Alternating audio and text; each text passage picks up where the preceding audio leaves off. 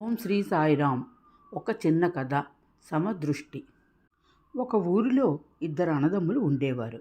పెద్దవాడు ఆత్మ సంపార్జన నిమిత్తమై తీవ్రమైన సాధనలో మునిగి ఉన్నారు. తరువాత తమ్మునికి కూడా ఆధ్యాత్మిక చింతన కలిగి తన అన్న వద్దకు వెళ్ళి, సోదరా, నన్ను నీ శిష్యునిగా స్వీకరించు అని కోరగా, దానికి నేను నీ సోదరుడను, గురువుగా వర్తించడం కష్టము, నీవు దక్షిణామూర్తి గారి వద్దకు వెళ్ళు అన్నాడు. అప్పుడు దక్షిణామూర్తి ఎక్కడ ఉంటారు, నేనెట్లా అతన్ని గుర్తించాలి అని ప్రశ్నించాడు తమ్ముడు. అప్పుడు అన్న, ఎవరైతే ఈ సృష్టిలో సర్వము సమదృష్టితో చూడగలరో అతనే దక్షిణామూర్తి అని తెలుసుకో అని చెప్పి పంపాడు. తమ్ముడు తన చేతికి ఒక బంగారు ఉంగరం వేసుకుని బయలుదేరాడు.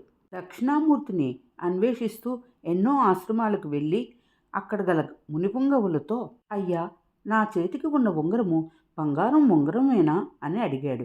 దానికి అందరూ అవును,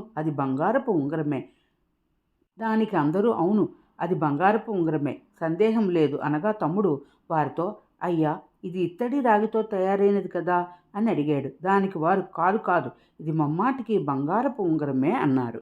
ఇంతలో ఒక వటవృక్షము కింద ఒక పురుషుడు ధ్యాన నిమగ్నపై ఉండడం చూశాడు.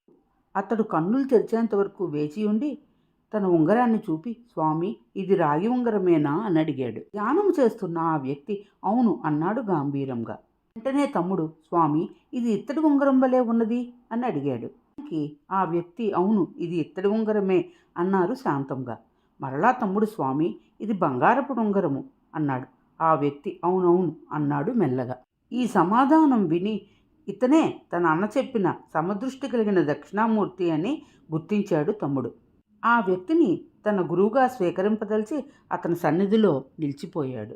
అన్న బాటలో ప్రయాణం చేసి గురువు దక్షిణామూర్తి గారి కృపతో ఆత్మజ్ఞాన సముపార్జనను సమదృష్టితో ఆచరించి ముక్తి మార్గంలో ప్రయాణించాడు.